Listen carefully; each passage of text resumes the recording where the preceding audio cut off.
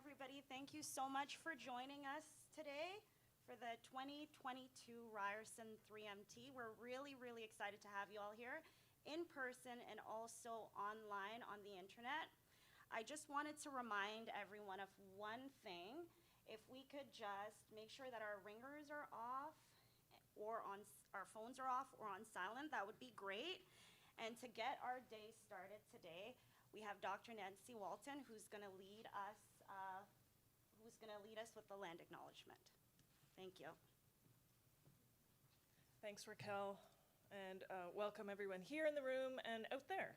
I'll be using the Yates School of Graduate Studies land acknowledgement to acknowledge the land that the university's on, but I also want to acknowledge that many of you out there may be joining us from other places across Canada, and I would encourage you to visit native-land.ca, a resource for North Americans and others to learn more about local Indigenous languages and territories and areas where they live and work. Toronto, or it's traditionally known to Toronto, meaning where there are trees standing in the water, occupies a place that has been home to Indigenous people for over 15,000 years. The Huron-Wendat, the Petun First Nations, the Seneca, and most recently the Mississaugas of the New Credit River. This territory is subject to the Dish with One Spoon Wampum Treaty between the Anishinaabe, the Mississaugas, and the Haudenosaunee that bound them to share and protect the land. Subsequent Indigenous nations and peoples and settlers from all over the globe have been welcomed into this treaty in the spirit of peace, friendship, and respect. Toronto is now home to many First Nations, Inuit, and Métis people. Recognizing where we stand is not to historicize the experiences of Indigenous people or to offer platitudes, but instead it is one of many intentional acts to acknowledge injustice and to commit ourselves individually and collectively as a university community to the path of truth and reconciliation. It is also a reminder that we are each and all accountable to these relationships. In terms of intention and meaningful action, I would direct you to the report of and the most current updates in March from the Standing Strong Task Force at the university, whose goal is to explore some of the proposed recommendations to help guide commemoration at the university and to respond to the history and legacy of Edgerton Ryerson within the context of the university's values. It is part of both our individual and our collective responsibilities for each of us and for all of us to educate ourselves, to reflect on our own position and responsibility, and to talk to others in our community about how we can work together to take meaningful action. Thank you. It is now my pleasure to introduce the Vice Provost and Dean of the Yates School of Graduate Studies, Dr. Corey Searcy, to get us started.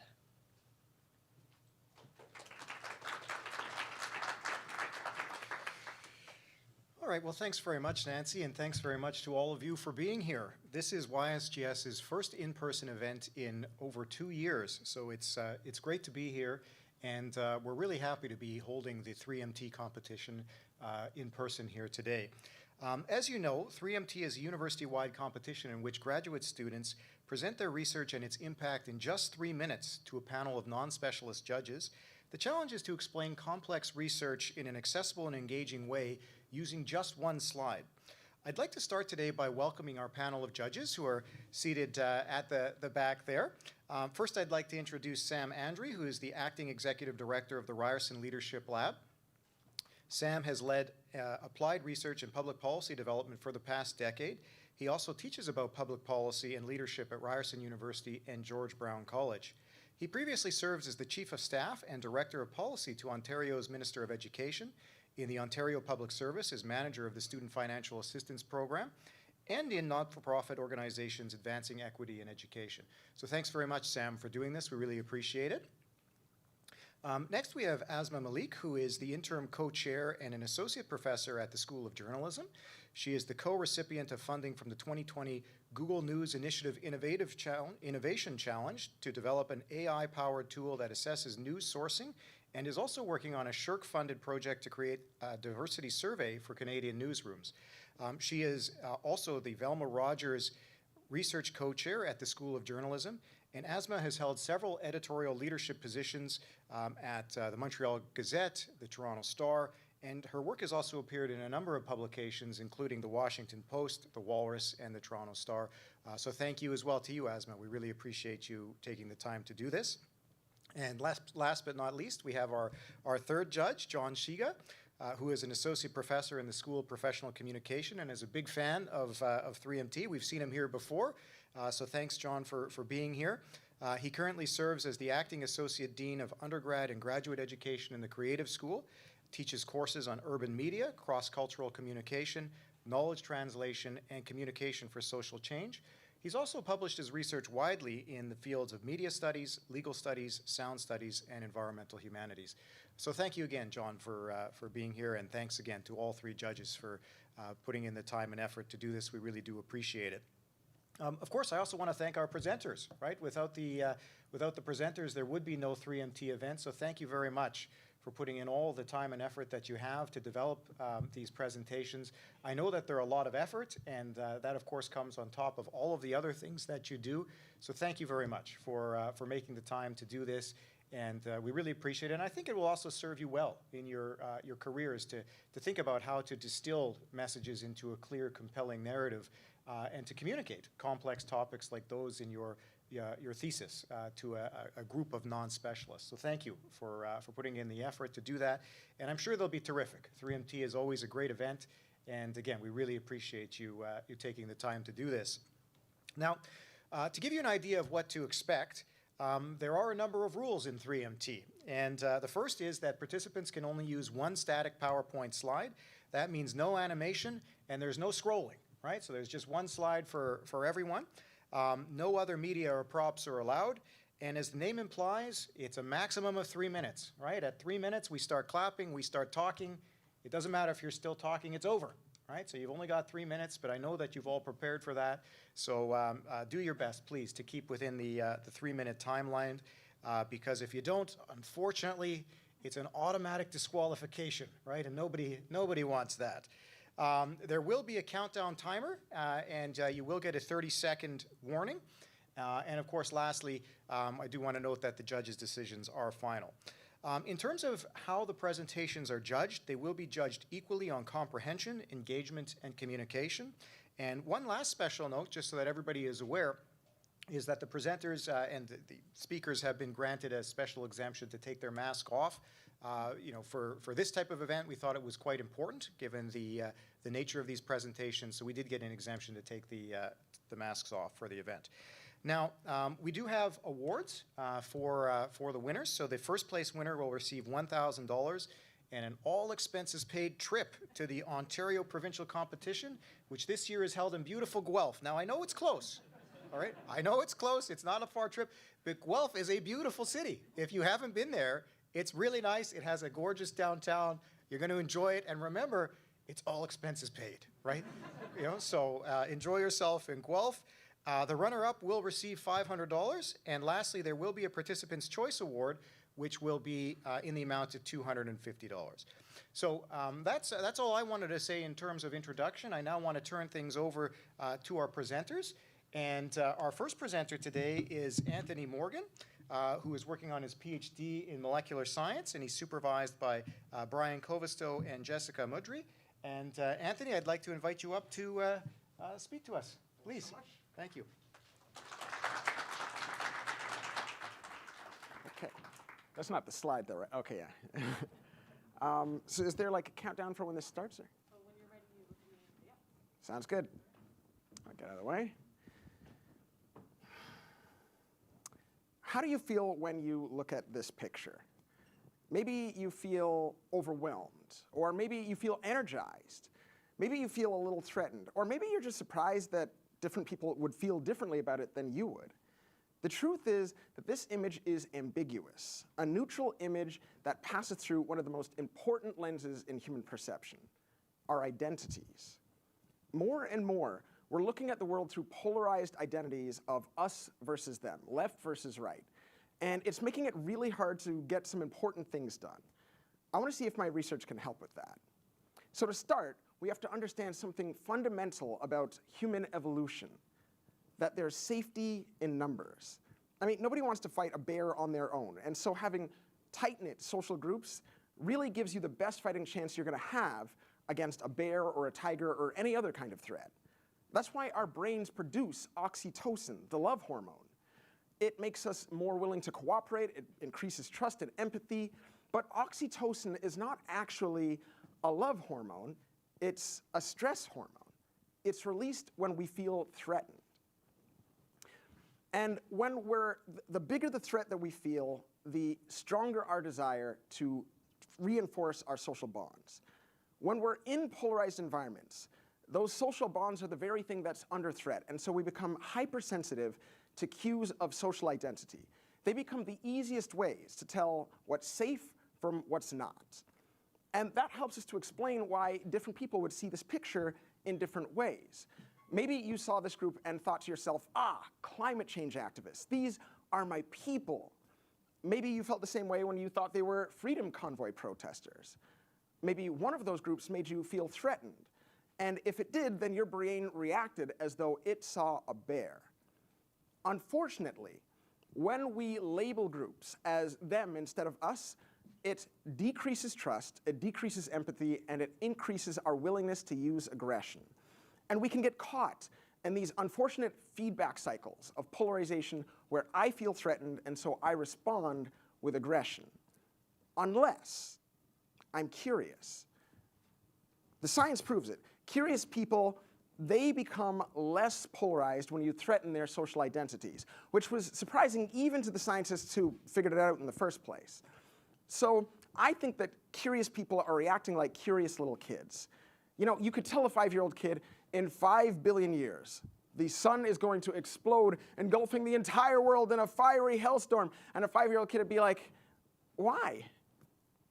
The reason is that they're not threatened because their goal is exploration. So to see if curious people really do perceive less threat, we measured the curiosity of a bunch of university students. Then we measured the curiosity of a bunch of university students. We had them play a game that threatened their identities, and then we would measure the level of threat they feel. The hope is that we can reduce the level of threat and ultimately end the cycle of polarization. So let me know if you're curious. Thanks. Thank you. All right. Excellent. Well, yeah, terrific job, Anthony. Yes, at some point you do have to leave the stage, but thank you. Yes, soak it in. Soak it in. Yeah, wonderful job. Terrific job and a wonderful way to start 3MT. So thank you very much, Anthony. We really appreciate that, and it sounds like you're doing some very interesting work and also very timely work. So with that, then we'll move on to our next presenter. And our next presenter is Kritika Vashishtha, who is working on her PhD dissertation in aerospace engineering under the supervision of Jeff G. And the presentation title is Reducing Jet Lag Through Advanced Cabin Lighting. So please come and good luck.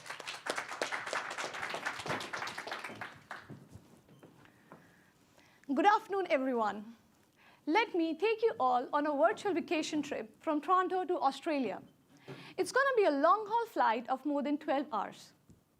After landing there, someone will tag along with us. And that, my friend, is the scourge of every traveler, jet lag. But what causes jet lag to tag along with us? It's the disruption of our circadian rhythm. A circadian rhythm is a 24-hour cycle that runs in the background of our body to run essential bodily function. And one such function is a sleep-wake cycle. Light can be a great tool to fight jet lag. The blue light acts as a stimulus to our circadian rhythm, but it is the specific blue wavelength that has the peak melatonin sensitivity. A melatonin hormone, commonly known as sleep hormone, suppresses in the presence of blue light. A healthy melatonin should be low during early morning, on rise after dusk, and at peak during the nighttime. But untimely exposure to high-intensity blue light through our phones, TV screen, and interior light hampers with the melatonin secretion. And in an aircraft, our circadian rhythm goes totally off the road because we cross time zone. As a result, we are prolonged to more daytime and nighttime scenario. In my research, we have created a mock-up cabin in which we use electronically dimmable windows in place of manual windows, and the interior LED lights are replaced with human-centric light. Human-centric lights are those specialized light that provides us with that peak blue wavelength. All the ambient light are calculated using real-time sensor and runs through the dynamic light simulation software. The software creates a recipe with the blend of right light intensity, exposure time, and peak wavelength, and as a result, manipulates the light setting by creating early sunset or sunrise scenario. which helps in blending passengers' internal clock and adapting to a new time zone. In other words, syncing our circadian rhythm. To make the system more versatile and adaptive to different age group people, we use this fuzzy logic in integration with artificial intelligence, which quantifies the visual comfort and reward these settings, thus making the software smarter with every trip. Reducing jet lag will help athletes perform better, business meetings go more smoother, and will prevent a general feeling of not being well. So my friends, when we reach Australia, we no more have to waste any time combating jet lag, and we all get to enjoy our vacations more. So good riddance, jet lag. Thank you.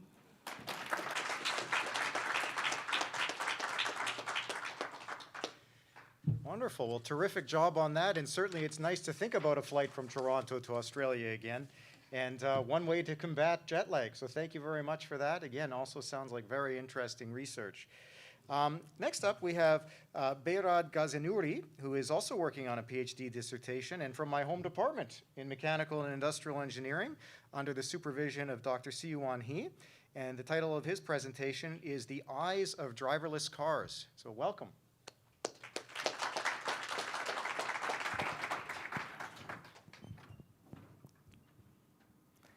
We are just a few years away from seeing driverless cars on the streets. Now, the question is, at that time, when you want to cross the street and see a driverless car approaching, do you trust that it will stop for you? To answer that question, we should first look at the ways that driverless cars can detect their surroundings. Different car companies came up with different solutions to that.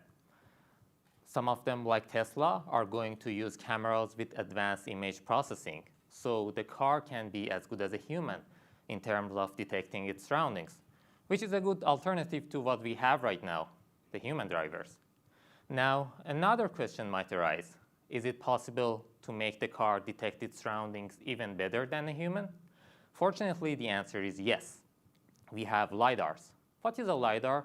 Well, it's a laser device that can measure the distance between you and a target by shooting a laser toward it and receiving the reflected light back. If I had it here, I could mount it on a motor and start shooting in intervals. What I would end up with is thousands of data points that show my distance from all my surroundings. You can already tell that such device can be very useful for a driverless car. In fact, many car companies are looking forward to using it.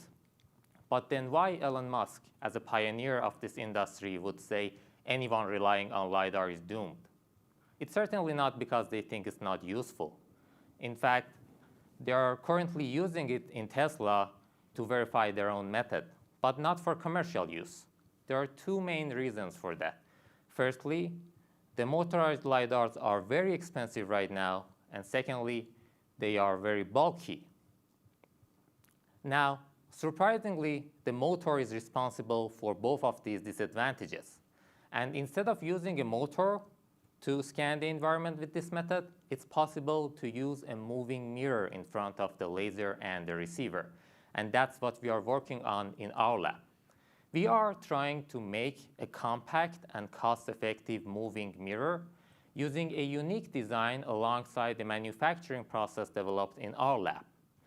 Right now, motorized LiDARs cost tens of thousands of dollars, but we are trying to make a device that costs around $1,000 per piece.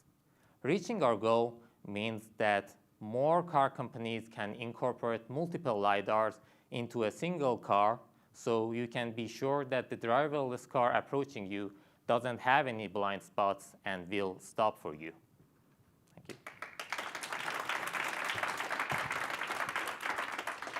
Thanks. Excellent. Well, wonderful job, and also some very interesting research with very timely application, and I think something that we can certainly look forward to in the future. I think we've been waiting for driverless cars for a long time, right? So they're nearly here. Next up, we have Mohammed Maldar, who is also working on a PhD in civil engineering under the supervision of Dr. Reza Kianoush. And the title of his presentation is Cracks and Leakage in Liquid-Containing Concrete Structures. Mohammed, please.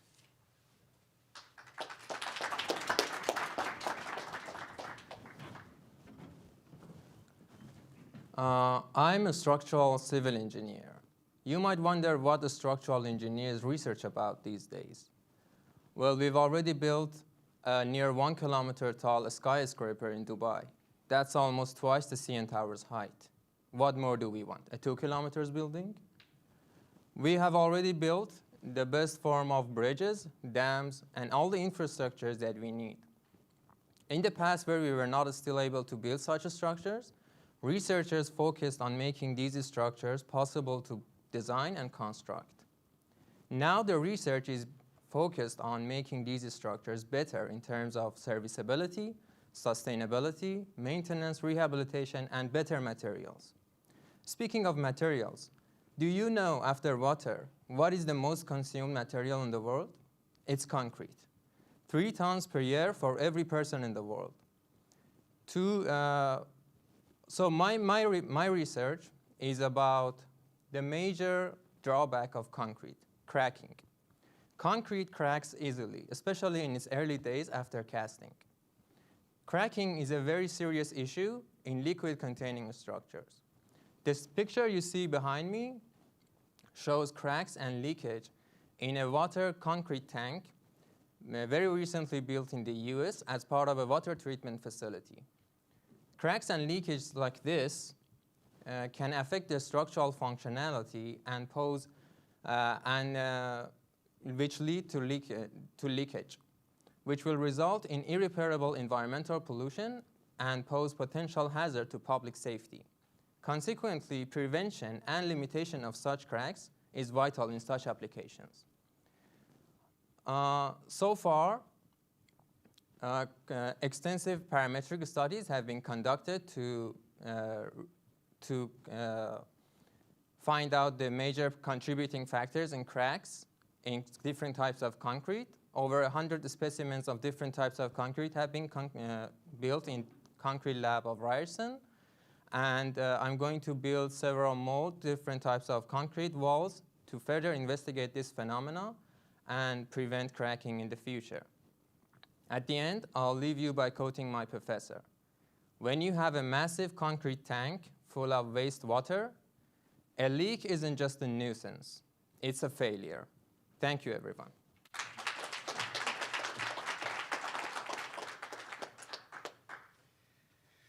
Excellent job, and thank you very much. I did not know that concrete was the second most common material used, so thank you for sharing that and for sharing your research on leaks in concrete.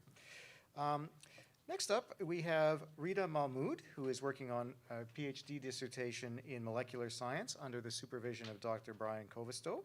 And the title of the presentation is The Sum of Those Around You. Rita, please.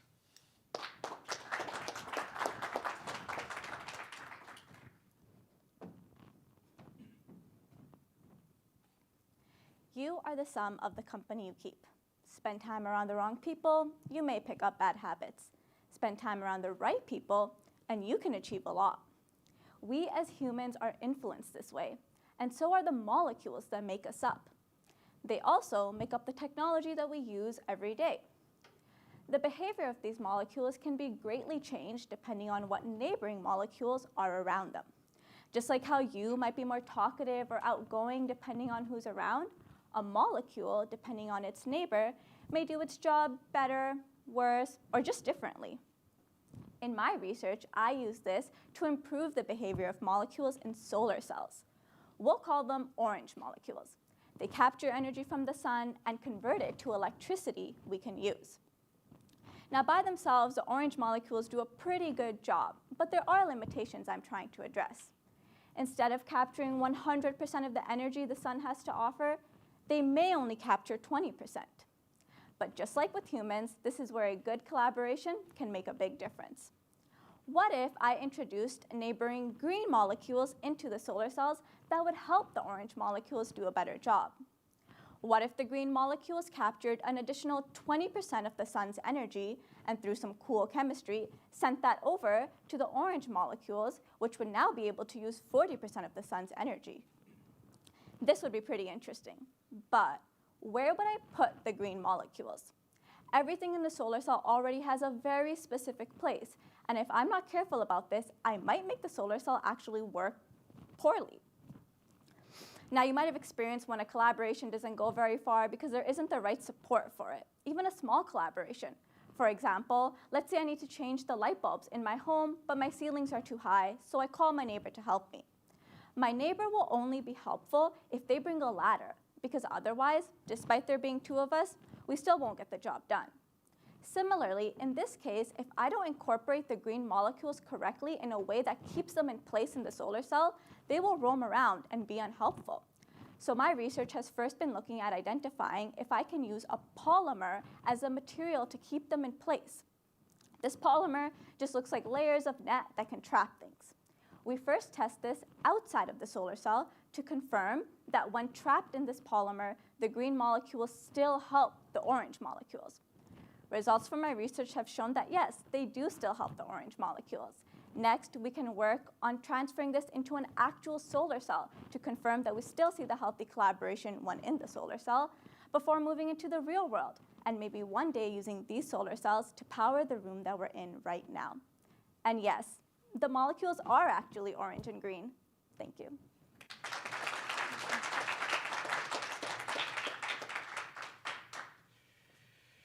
Excellent work. Thank you very much for that presentation. And collaboration is the key, right, in all kinds of contexts that we probably hadn't even thought about.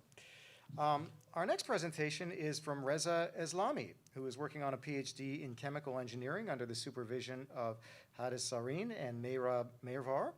And the title of this presentation is Smart Clothes for a Healthier Lifestyle. Reza.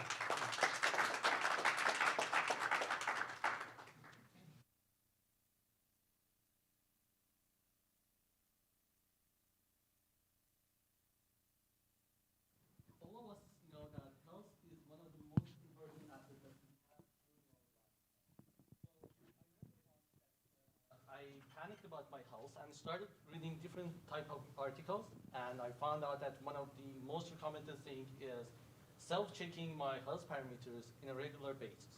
So I started to find out how many devices we have on the market and how many I should have in my home. So to do this by myself. So I come up with 5 or 6 different type of devices that I needed it at my home and self-check during the day or maybe in the weekly schedule. So imagine you are waking up, and instead of checking your phone or social media that we are doing all the day, or starting with one thing during the morning, you are going to check these all 8 devices, or carrying it around.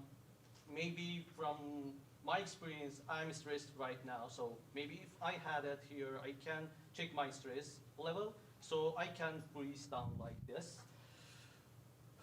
And relief. So I can continue my presentation right now with a relief type of thing. So whenever I'm looking in the news, I'm seeing that we are almost there to have a space station on the moon. We have autopilot, Teslas on the street, as Behrat mentioned. But right now, we are stick to the old tech devices that we are carrying around. This is the place that my research has been shaped. I am translating these old devices to the thread, and then it is going to be used for a garment and clothes that can monitor our health condition and transfer it on the phone. So instead of having clothes that covering our body to look nice, it will do more. It will monitor our health condition and transfer it on the phone. So imagine instead of the biosensors that we have in that thread, in that devices, I have modified the thread that can monitor the glucose level through the sweat, so any diabetic can use that one during their lifetime, and it will monitor it on their phone. Also, I have modified a thread that can store electricity on it, so it is something like battery that can power up biosensor and also communication system. And at the end, whenever I'm moving around, it will charge the battery-based thing that I have inside my clothes. So I will be able to monitor my health condition instead of having a charger carrying around. So at the end of the day, whenever you are stepping out of your home, you don't need to worry about your health condition. The thing that you need to worry is how you are looking outside, and we are going to take care of your inside health.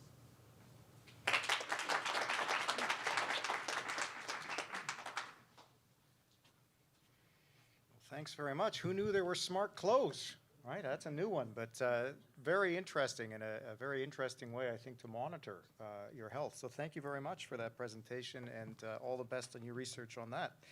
Our next presentation is from Mohammed Sajjad Ansar, who is also working on a PhD dissertation. This is in civil engineering under the supervision of Dr. Bilal Farouk. And the title of his presentation is Interacting with Automated Driving. Mohammed, please.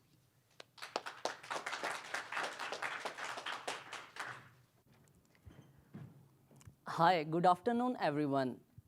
Approximately 1.3 million people die each year as a result of road traffic crashes. Can you imagine that 90% of road crashes are partially or completely caused by human driving errors? Driving, apart from walking, talking, and eating, is the most widely executed skill today and probably the most challenging one. It is anticipated that autonomous vehicles will eliminate the human role from the driving task, which is the primary cause of road accidents. But the automation in vehicle will arrive step by step. Before achieving the 100% pain-free, fully automated, driverless vehicles on the road, the mixed traffic environment will exist for a long time. As depicted on this slide, connected and automated vehicles, CAVs, has an interaction with human-driven vehicles, HDVs, and other moving objects on the same road. In fact, human drivers are likely to feel less safe while sharing the road with automated vehicles. So, the concern of road sharing and control sharing is very inevitable. According to American Automobile Association, half of US drivers feel less safe while sharing the road with automated vehicles. As a novice driver, I personally believe that interacting with driverless vehicle could even be more challenging or distracting than chatting with my fiancé during the driving. So what do you think you would do when you saw a driverless vehicle next to you while driving? Focusing on a road ahead or just staring at the driverless vehicle? I know what I would do. So, similarly, we understand relatively little what is involved in control sharing, in which there is a driver interacting with automated features of partially and conditionally automated driving vehicles. The concern of road sharing and control sharing can lead to extreme variations in the driving performance of human drivers. Understanding the human-machine interaction within the vehicle, control sharing, and interacting with automated driving vehicles in the surrounding road sharing requires higher performance behavioral models and accurate data sources.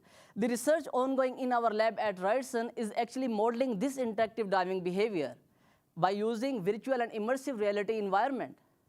It is advantageous to create and apply the driver management strategies in the situations that will result of higher acceptance of autonomous vehicles and efficient use of transportation system. Our work is certainly helpful to acquire AV's benefits, which are reduced travel time, lower gas emission, and safer roads with higher capacity. Thank you very much.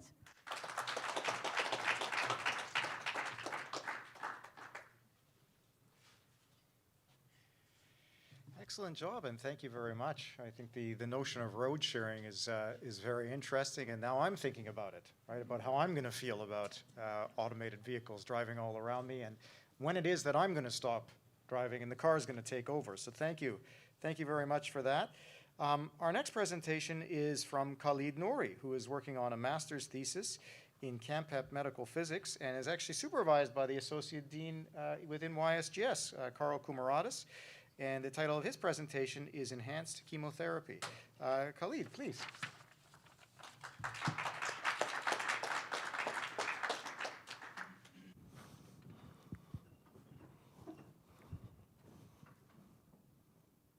Imagine a monster that lives within us, a monster that divides uncontrollably, a monster that knows about us more than ourselves, a monster that can kill off our surroundings.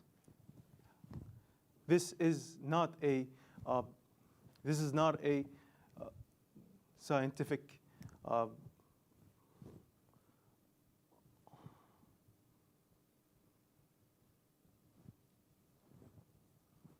this is not a fictional character. This monster is what we call cancer. And cancer is one of the leading causes of death worldwide. And what we try to do as physicists is make liposomes and basically use drug delivery systems in order to enhance the chemotherapeutic efficacy. So on the top diagram here, we have basically a bubble, right? And this bubble basically carries our chemotherapeutic agent. This chemotherapeutic agent travels through our bloodstream, and it goes around looking for tumor tissues to deposit into. Now you might be wondering, why does it have an affinity towards tumor cells? Well, cancer cells have a leaky vasculature, right? And so they require more blood supply in order for them to carry out their daily activities, such as multiplying. And so we employ this carrier in order to increase the efficacy of drug delivery as well as reduce side effects. Now, the membrane of these liposomes, they're used as a shielding effect in that they reduce the side effects of chemotherapy, such as nausea, vomiting, and hair loss. Another concept to consider is we use an indicator. Now, the indicator that we use is a contrast agent that, upon release of the content, increases the brightness of our MRI image. And this brightness can be used to calculate the amount of drug that is deposited into the tumor region, thus helping us shape the next steps in the calculation of drug dosing into the tumor region. Thank you.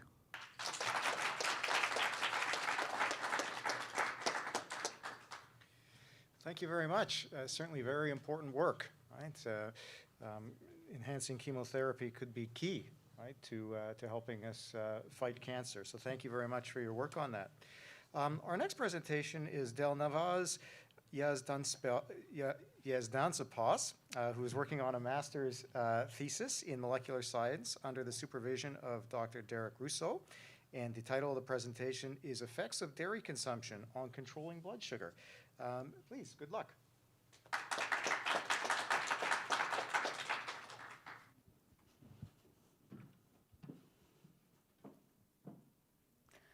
Did you know about 20% of world population diagnosed with type 2 diabetes? This is 1 in 5 people. On top of that, this long-term disease could be a huge risk factor for other chronic diseases, including heart disease, kidney disease, hypertension, obesity, sight problems, and shockingly, Alzheimer's disease. As you may know, diabetes symbol is a blue circle that in many cultures represent life, health, and most importantly, unity, showing that we're all in this together and no action is not an option anymore. But what can we really do about this? We heard from here and there, changing to a healthier diet with minimal or no sugar and fat consumption could be the solution. In return, this means saying farewell to all the amazing sweet and creamy mouthfeel foods. Let's be realistic. Are we even able to keep up with that? This is when my thesis project comes into play. As a food scientist, I'm formulating a new yogurt product that can help people with type 2 diabetes or even pre-diabetic people to maintain a healthy blood sugar level. Unlike commercially available yogurt, this one has a different protein composition, being known for being digested easier and faster and absorbed in our body. Upon digestion, the proteins from this yogurt break down into smaller chunks that can exert an effect by competing with the molecules that cause the imbalance of blood sugar level in our body. Addition of such food products in our diet is not only a promising way for management of type 2 diabetes for both pre-diabetic and people with type 2 diabetes, but also can increase satiety. or in other words, reduce the quote-unquote stress eating, which is highly associated with development of type 2 diabetes, especially for younger generations. This high protein content yogurt with 0% fat, yet with smooth texture and mildly sour flavor, can be a quality food for your kids, a dip for your veggies, your salad dressing, a protein source for athletes, and a great natural and widely available food resource with therapeutic features for everyone.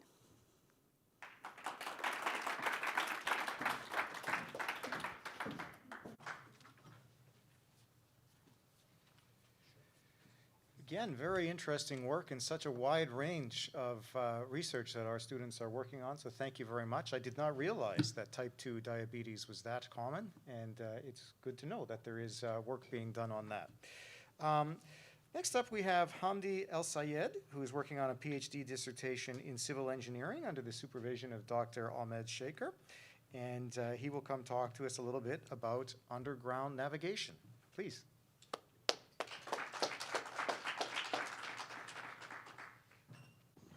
Oh, it's different from here.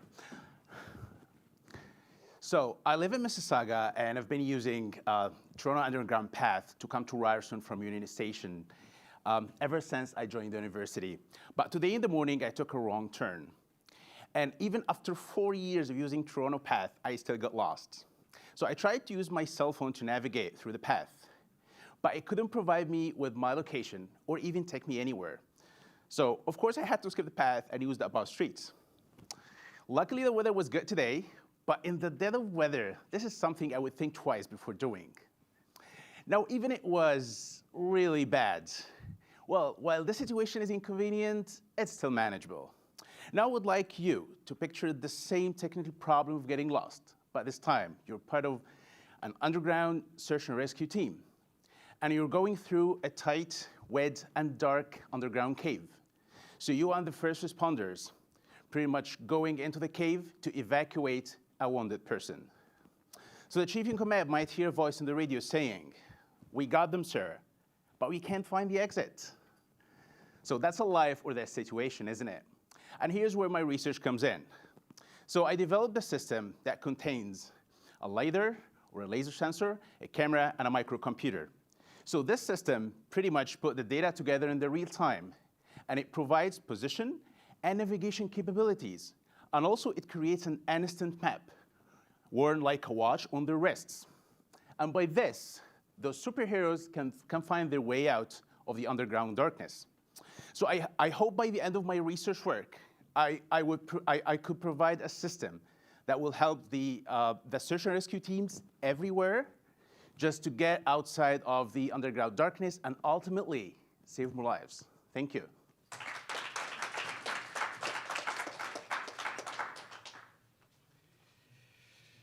Excellent. Also, I think very interesting work, and I've certainly been lost in the path a few times, and thinking about application in those types of scenarios or in the underground passageways where it's dark are very interesting, right? A much more magnified problem. So thank you for your work on that. What we'll do now is we'll take just a short break to stretch out. We've completed about half of the presentations, and we'll take maybe a 10-minute break for everybody to stretch out if you'd like to get some food or just relax, and then we'll get started again with the remaining presentations.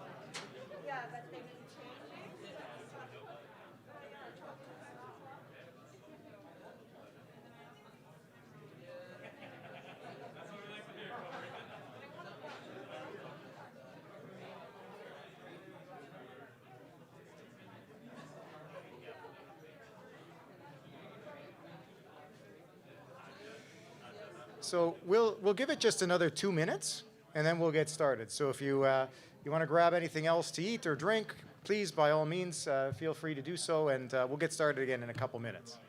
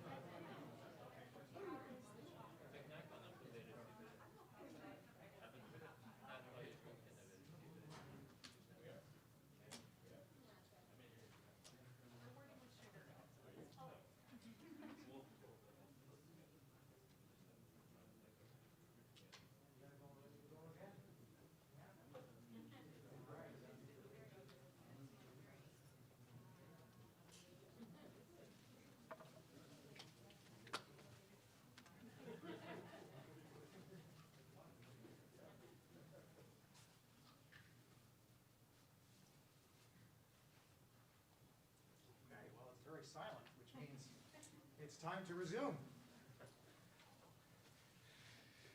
All right, well, welcome back, and I hope you all had a chance to stretch out and get something to eat and drink. Of course, I started today by thanking our judges and thanking our participants. I also want to thank my colleagues in the graduate school for all the time and effort that they put into pulling this event together. It's a lot of work, and it is the first time that we've had an in-person event in over 2 years, right? So we have to kind of rebuild those muscles. So I just want to take some time to thank all of my colleagues in YSGS for all of their work. Leslie Mutic spent a lot of time pulling this together. She's unfortunately unable to join us today, but did a great job on helping coordinate things. Nancy Walton, of course, who spoke earlier, Associate Dean. Sarah Edmonds is doing the timing for us, so thank you very much, Sarah, for keeping everybody on track. Sarah Pratt has done all kinds of stuff, I think helping organize the presentations and videos and such, so thank you very much. And of course, I'm probably forgetting, there's Andy, right? Andy has done lots of stuff too, including helping work with my speech, so thank you, Andy, for all of that. And Nancy is pointing to somebody, and I see a sea of presenters. Raquel Thompson, of course, has done all kinds of work and has helped pull this event together. I see that Mary and Lillian are staffing the desk with Terry as well, so thank you to all of you. And if I've forgotten somebody, which of course I probably have, Zareen, oh, there's Zareen. Yes, I'm looking right at her as I'm saying I forgot someone, right? So thank you very much, Zareen, for your help as well, and Ina as well. And just thank you to all the staff for all of the great work that you've done in pulling this together. And if I've missed somebody, that's okay. You can chew me out an email later, all right? So, so thank you very much. So all of that said then, I would like to move back into the presentations. And the next presentation we have is by Vanessa Rosetta, who's a master's student in molecular science, working under the supervision of Mark Adler and Russell Vieri. And the title of her presentation is Gaining the Upper Hand on Cancer Therapeutics. Vanessa, please.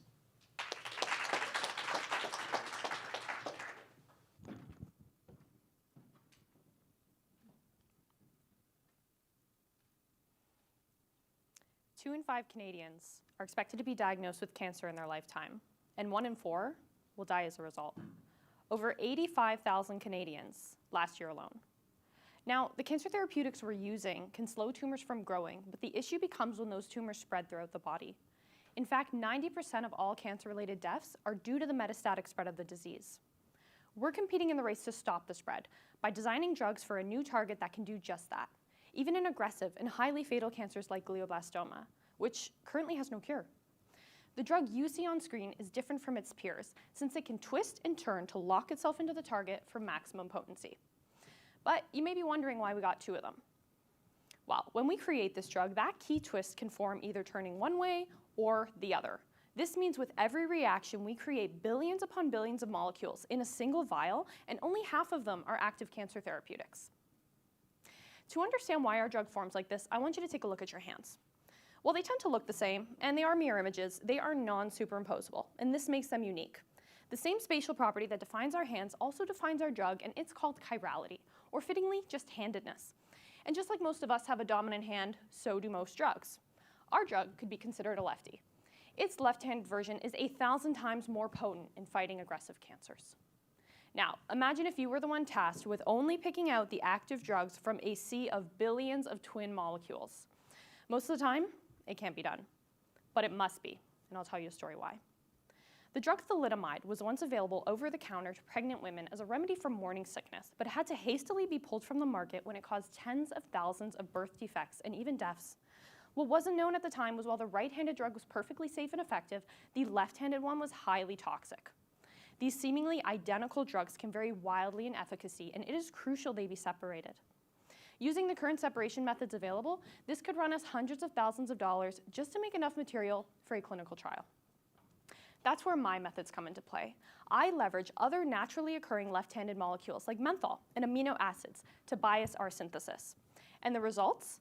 We're offering practical and cost-efficient methods by attaching those other lefties to our drug. We're forcing that twist to form only in the potent left-handed fashion. And when applied, we're seeing anti-cancer activity in ovarian, breast, and even brain cancers. These new selective inhibitors and methods are opening the door for a new class of cancer therapeutics to help stop the spread. And that is how we're gaining the upper hand on cancer. Thank you.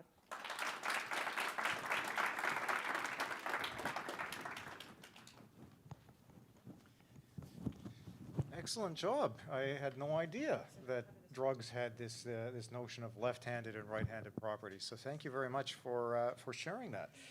Our next presenter is Marnie Goldstein from the Master's Program in Psychology. Marnie is working under the supervision of Dr. Collar Spoonar, and the presentation title is Understanding the Testing Effect. Marnie, please.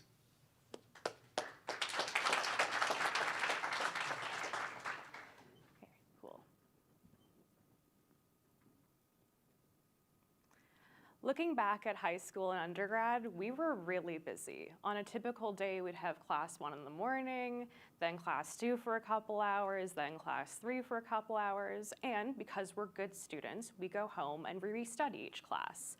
And then, of course, we have to prepare for the next day of classes. And yet, after all of this time and effort, have you ever gotten to a test and not known the answer?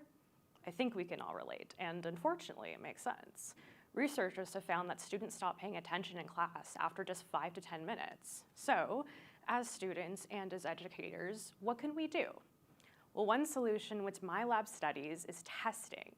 Basically, by inserting little tests into a study period, memory improved. Now you might think, well, obviously memory improved. We got re-exposed to the information. Well, researchers thought that too, so they put in little study sessions instead of the tests. But there was no memory benefit, meaning there's something special about testing. And testing works in multiple age groups and multiple media, like word lists, face name pairs, language learning, even art pieces. So cool, we've got a strategy that works, that's great. But that's not enough for me. As a scientist, I want to know how. How does testing actually improve our memory? So to answer that, we're going to ask a related question, and that is, what actually happens in our minds when we're asked to remember something? There's two possibilities. Either one, we simply think of the right answer, or we don't. In that case, testing just enhances our memory. Or two, we don't just think of the right answer, we think of multiple things, and testing helps us to pick which one of those is the answer we want. In that case, testing wouldn't just improve our memory, but our memory of our memory. Isn't that cool? So normally testing studies just ask for the right answer to be given, which assesses possibility 1. But in order to assess possibility 2, I'm going to ask participants not just for the right answer, but for anything they think of, and then to tell me which one is the right answer. And that way, we'll get our first peek into what's going on inside our heads. So next time you're cramming for a midterm, or trying to memorize your grocery list, or a 3-minute speech, try testing. How cool is that? Thank you.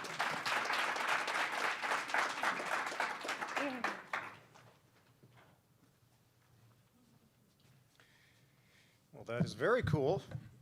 And I think I'm going to use that principle in my Zoom meetings as well. So every 5 minutes, there'll be a test. Next up, we've got Sean Lazarovich, who is presenting a presentation entitled Evacuating Kiev. He is working in the master's thesis program of applied mathematics under the supervision of Dr. Konstantinos Georgiou. So, Sean, please.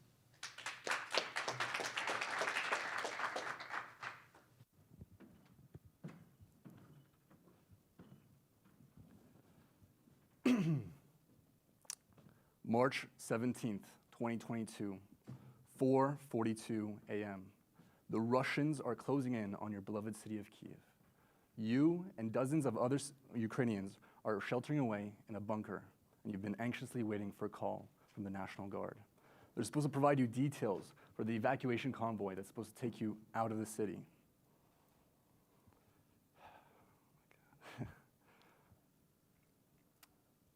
You wanted to leave under the cover of night so that you could evade Russian patrols, but the call hasn't come. You look around, you look at your family, your friends, your loved ones, and fellow Ukrainians. All of their lives are waiting on this call. You've almost given up all hope. Finally, the line rings. You rush to answer it. Thank God, it's the evac officer, and he hastily relays, "Leave now. The evac convoy is 4 city blocks away at the intersection of..." A thundering roar reverberates through the bunker's walls. Everyone is sent into a panic. And as you try to calm them down, to hear the voice on the other line again, your heart sinks. Dead silence. Another Russian jet just struck down a telecom tower. You've lost contact with the evac officer. You're in despair. What are you going to do? You don't even know the exact location. Everyone's lives are on your hands, and time is of the essence. With just an hour before sunrise, what are you going to do to save everyone? Well, you think for a bit. You were told that the location was 4 city blocks away. And with 2 walkie-talkies and enough armed men to safely split everyone into 2 groups, you both head north, separating at the first intersection 4 blocks away. One team goes east, and the other goes west. And you'll be zigzagging through the area, looking at every single intersection that is 4 blocks away from the bunker. And after searching for almost an hour, you finally spot the evac trucks, and you're overcome with relief.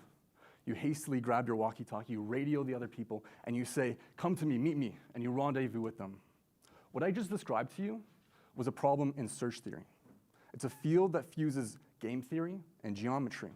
And other than defense operations, it's found applications in computer science, economics, and even biology. So let's go back to the problem. The officer said that the convoy was 4 blocks away. City blocks. This is just another way of describing distance. Mathematicians call this distance the Manhattan metric. Together with my supervisor, I'll be working on evacuation algorithms, and we're the first to answer generalized metrics in search theory. Thank you.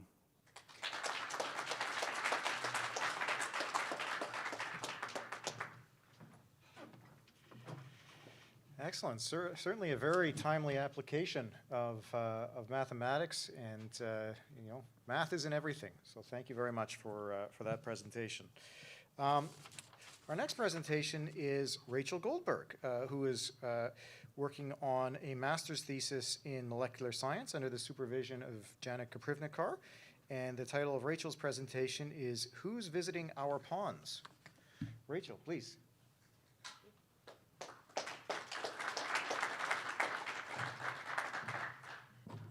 I just want to check that the mic works.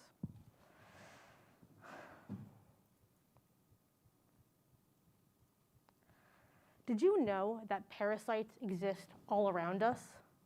In the pond water you swim in, on your pet dog, and even in your own gut. But parasites get a bad rep. I mean, sure, they can be harmful and cause diseases, but they also have potential. In my lab, we see parasites as more friend than foe. Since parasites are so abundant, we can actually use them to measure climate change. With warming waters, glacial melting, mass extinctions, the need for surveying biodiversity and habitats has become dire. Now, we've established 2 major points of interest in my work: parasites and studying biodiversity. Let me explain how these 2 things come together. I'm particularly interested in a type of parasitic worm called trematodes. These trematodes are ubiquitous and can be found in different mammals, birds, fish, amphibians, and snails in southern Ontario.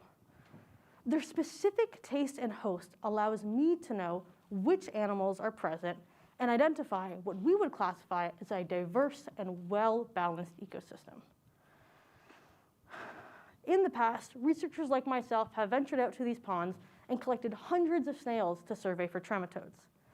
This process was time-consuming, labor-intensive, and depleted the snail population in these ponds. I am now exploring a less invasive way of studying parasites by taking a more molecular approach. Rather than collecting hundreds of snails, I simply collect 1 liter of water. I take this water back to my lab where I pump it through a filter with micron-sized pores. These tiny, tiny, tiny, tiny pores are able to capture the DNA and tell me all about the living things that visit our ponds. I use a process called PCR, or polymerase chain reaction. I make copies of the DNA, which I am then able to manipulate and search for a specific sequence unique to trematodes. For this process, imagine that my arms are the twisted double helix of DNA. I make copies, I unwind them, and I look for a specific indicator. In this case, we'll say my ring. That lets me know that trematodes are in fact present. By knowing which trematodes are present and knowing trematode host preferences, I can infer which mammals, birds, fish, amphibians, and snails are visiting the ponds. I'm hoping my work will usher in a new standard of less invasive research and a better understanding of climate change.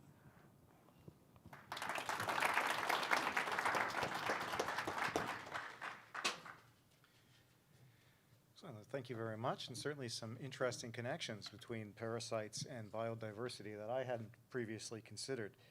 Our next presentation is from Deeptha Ishwar, who's working on a PhD dissertation in my home program, Mechanical and Industrial Engineering, under the supervision of Dr. Krishnan Venkatakrishnan. And the title of her presentation is Tumor-Educated Natural Killer Cells for Cancer Diagnosis. Deeptha, please.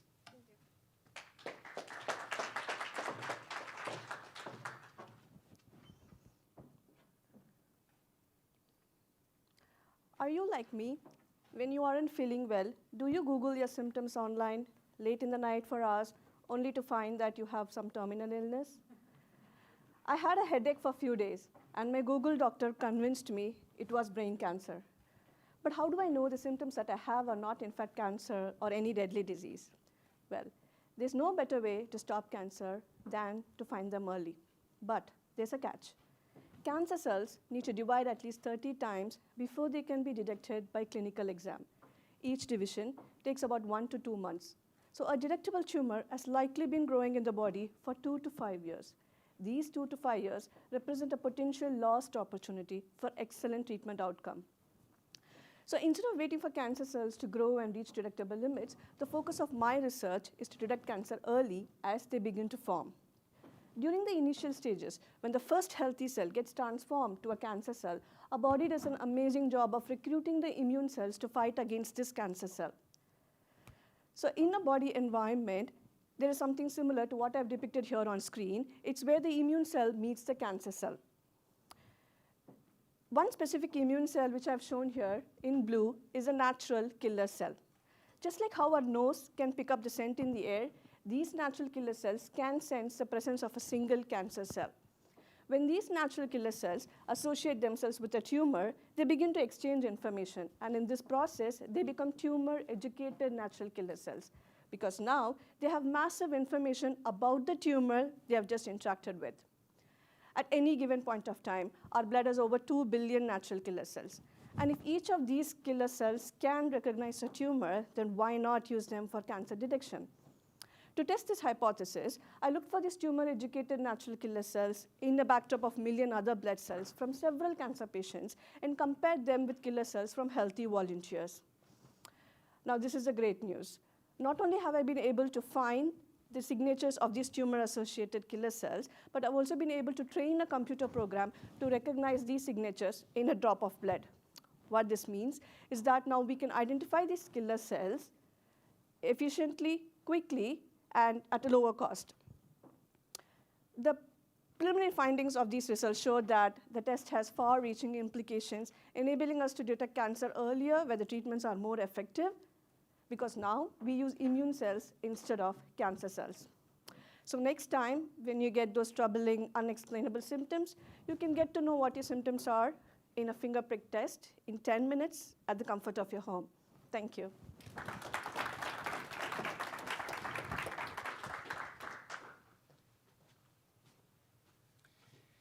Well, thank you very much for highlighting the critical importance of capturing cancer or detecting cancer early on, and thank you for your work in furthering that.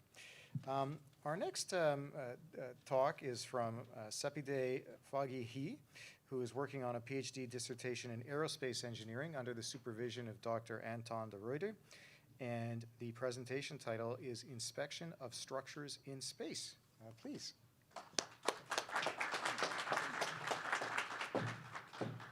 Hello, everyone. Have you ever inspected anything, like your house, your furniture, your car?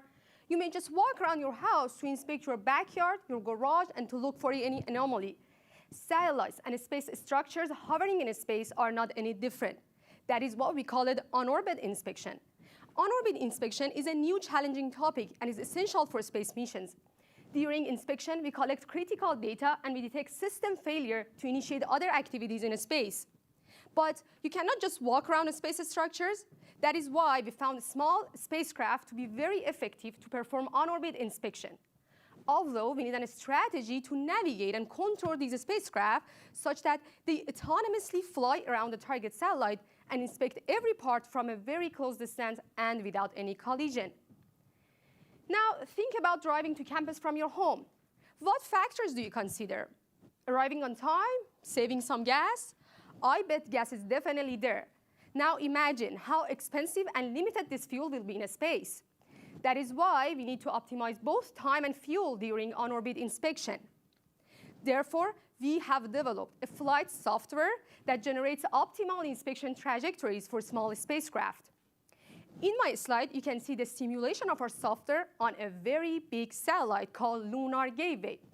Lunar Gateway is one of the current NASA's projects and will serve as a space station orbiting the moon. In our program, we have coordinated and designed inspection trajectories for 5 spacecraft stowed inside Lunar Gateway. A spacecraft fly out and autonomously inspect a specific part of the gateway assigned to them. Upon finishing their task, these spacecraft return to storage and get prepared for the next round. These colorful lines represent inspection trajectories passed by each spacecraft. Space exploration is not only about finding a new habitat for our future generation, but also it benefits our daily life on Earth. It helps us to learn more about our planet Earth, resources, responsibilities, make discoveries, and protect our habitat. Our research will directly contribute to the technologies required for space exploration by providing a sustainable human presence in space. Thank you.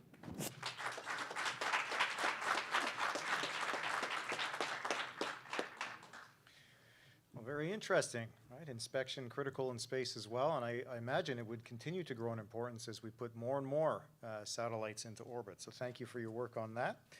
Our next presentation is from Hadi Rezvani, who's working on a PhD dissertation in chemical engineering under the supervision of Dr. Nariman Yousefi. And the title of the presentation is Removing Microplastics from Water. Hadi, please.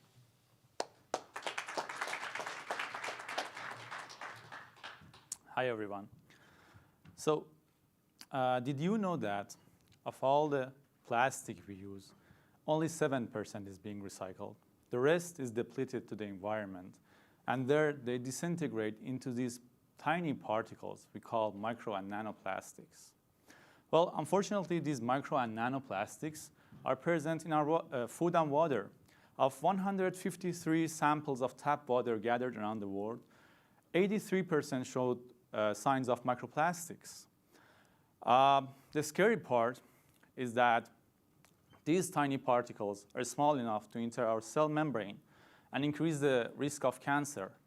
They also are mutagenic, meaning that they can change DNA. Scary, right? But this is not the scary part in my view. The scary part is that, at least in my sector, which is water and wastewater treatment, we don't have any rules or regulations against micro and nanoplastics. Our classic water treatment systems cannot remove microplastics from water. And we don't know anything about these tiny particles. We don't know how to identify them. We don't know their characteristics. We don't know where they come from and what kind of plastic produce more microplastics. Well, that's where my project comes in.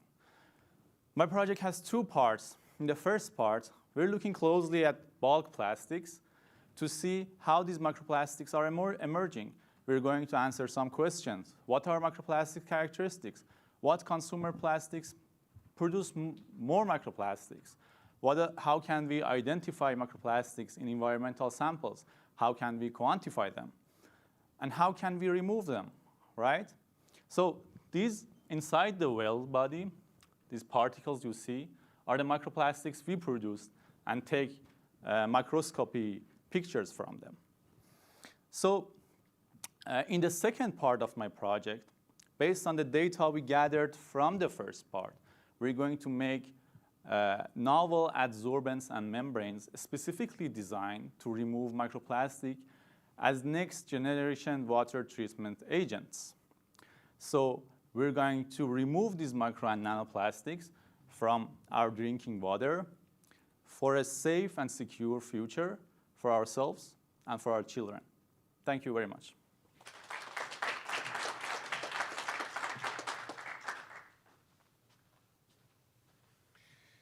Thank you very much. Certainly an important problem, right? To remove microplastics from our drinking water, probably not something that we think about when we turn on the tap and take a big drink.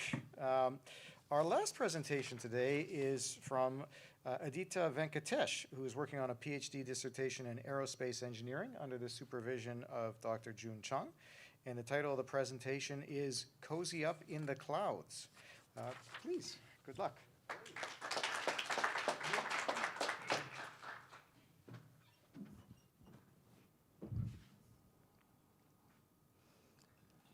All right, so aircrafts are traditionally rigid environments that do not offer a lot of room for people to move around. And yet, billions of us use aircrafts as regular modes of transportation. We take it every day. And let's talk about the pandemic for a second. The pandemic did cause an abrupt halt in air traffic, but that was just an abrupt halt. Current rate of air travelers have bounced back to pre-pandemic levels, and analysts predict an increased amount of air traveling passengers as we move forward. Speaking of the pandemic, the work from home shift has only encouraged us to get more comfortable within our homes. I know I am missing wearing my sweatpants to work right now. So, if that is the case, what if your in-flight experience mimicked your at-home experience? That is the objective of my research. How to improve user comfort in a metallic tube that is flying at 40,000 feet up in the clouds. A new aircraft design, cabin interior design, might I add, that allows passengers to modify their environment as they need on the fly. Researchers have identified various environmental and perceptive factors that affect a person's in-flight onboard experience. My research specifically targets the spatial and visual aspects of a person's onboard experience. By modifying the space around a person within their cabin, we are opening up the cabin to added functionality that the person can then take advantage of and improve their onboard comfort.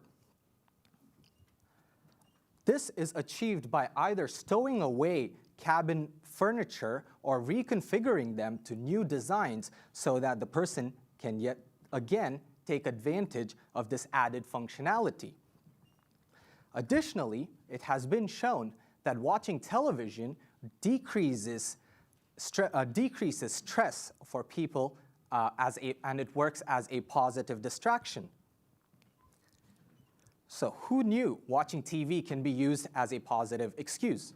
So by strategically incorporating display surfaces within the cabin architecture, we are able to trick humans into distracting them from their arduous commute. Aircrafts are marvels of human innovation, but they're incredibly uncomfortable. My job is to improve user comfort so that you can safely travel, sit back, relax, dance, or even work out if you choose on board. Thank you.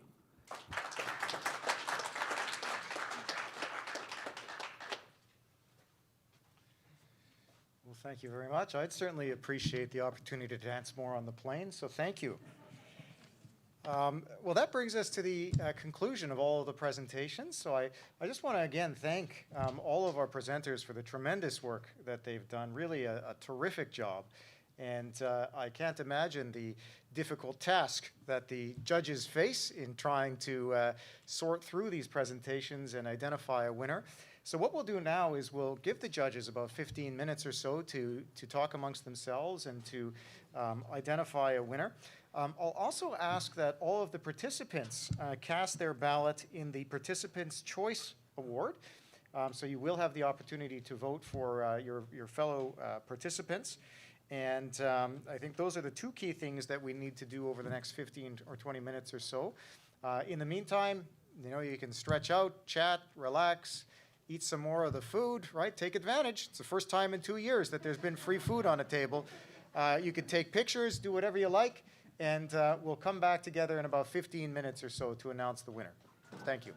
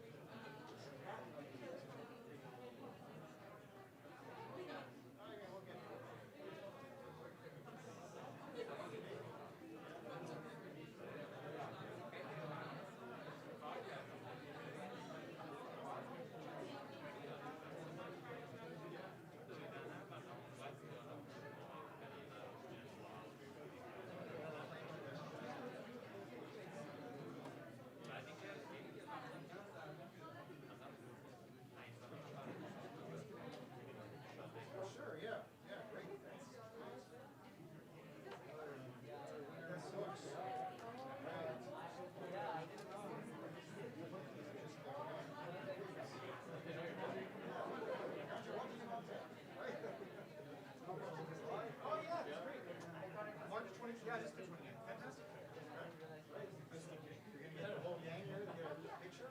Yeah, that's what I'm thinking. Come on out. Yeah. That's great, yeah. You all want to get your picture together? Oh, absolutely. Yeah. Sure. Got everybody. I think I had everybody.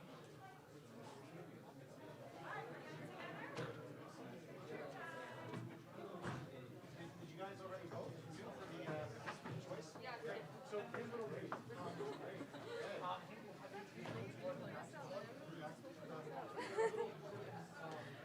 If you want to go in the front. No, I'm sure. Sure. No, I can do that too. Closer.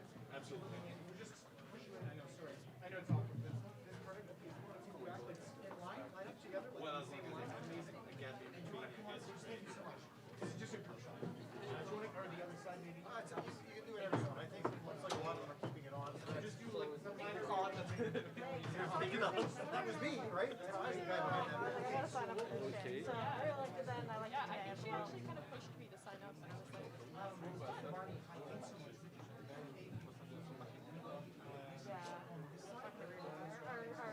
our program killed it. Yeah, I didn't like it. Really, I think she did put a lot of. I wouldn't have signed up for this by myself. Yeah. Just for Joanne and feedback. Come on over. Maybe we'll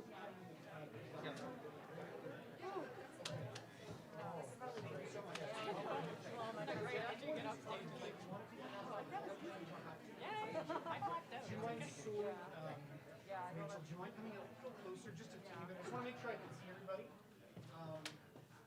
Yeah, this is great. That's okay. Doesn't make a difference. Sorry, Marnie, do you mind? Yeah, the mic's off.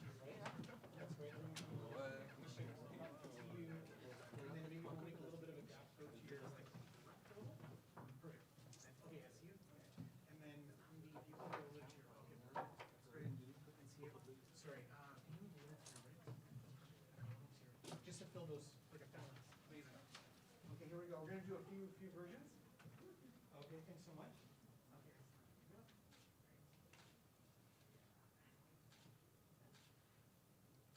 I'm just gonna do one thing, Steve. Awesome. Thanks, everybody. Almost there. Thanks so much. You gotta smile. Yeah.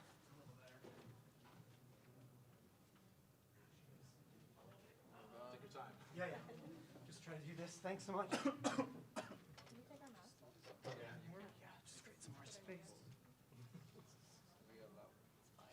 Okay, everybody look in the camera. Here we go. Just look straight at me, straight into the barrel of the camera. And here we go. We're just going to do a few. Keep smiling. Okay, great.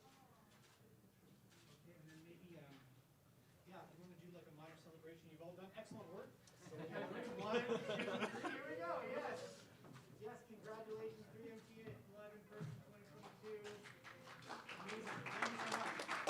Thank you so much.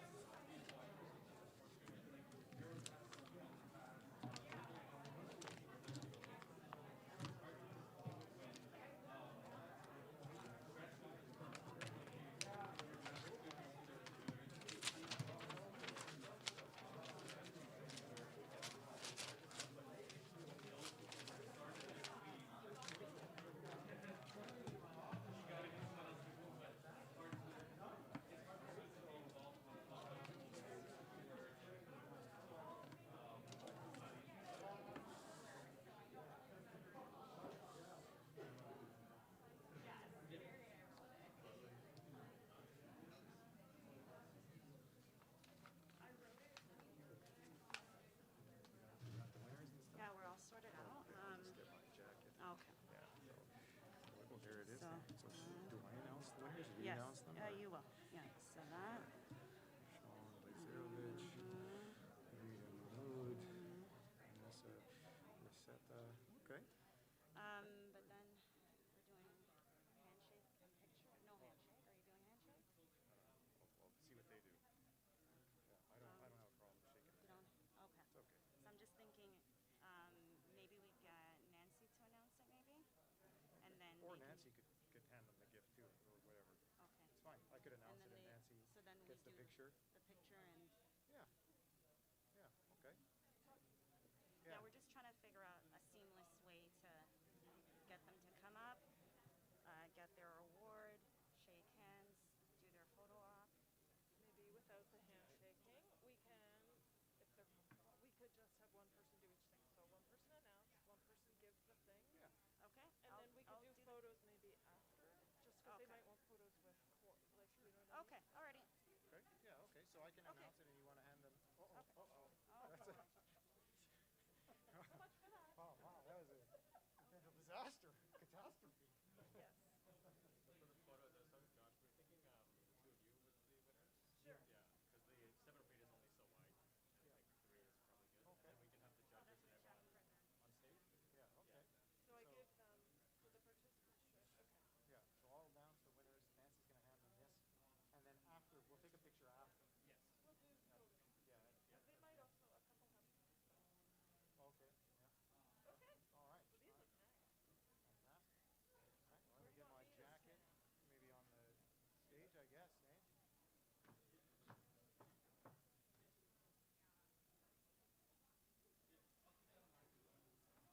Hi, everyone. I don't know if you want to just make your way back to your seats, please.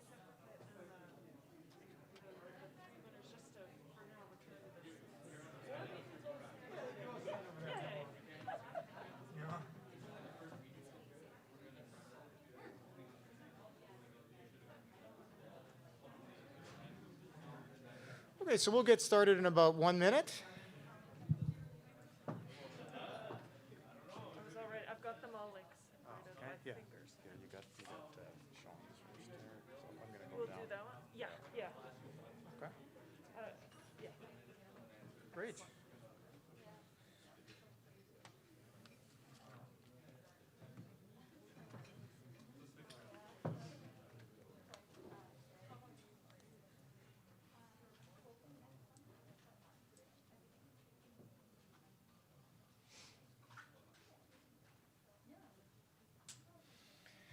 Okay. Well, thank you again very much to our judges who've had the very challenging task of identifying the winner and the runner-up. So thank you again so much for taking the time to do this and for your thoughtful work.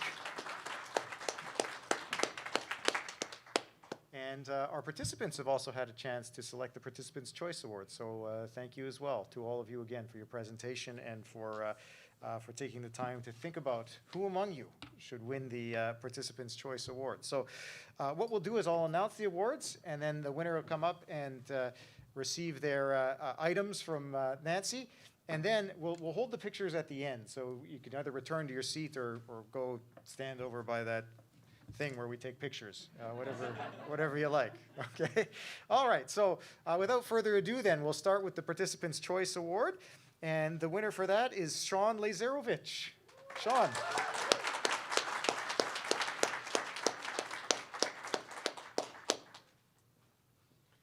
Great job, please, yeah, great job. Congratulations. Thank you. Thank you.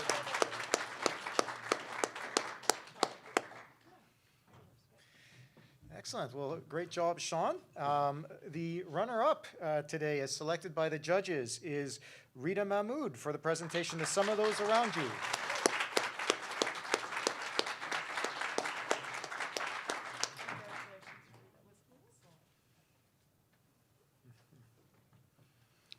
Indeed, congratulations, Rita. And our winner today is Vanessa Rosetta for gaining the upper hand on Cancer Therapeutics.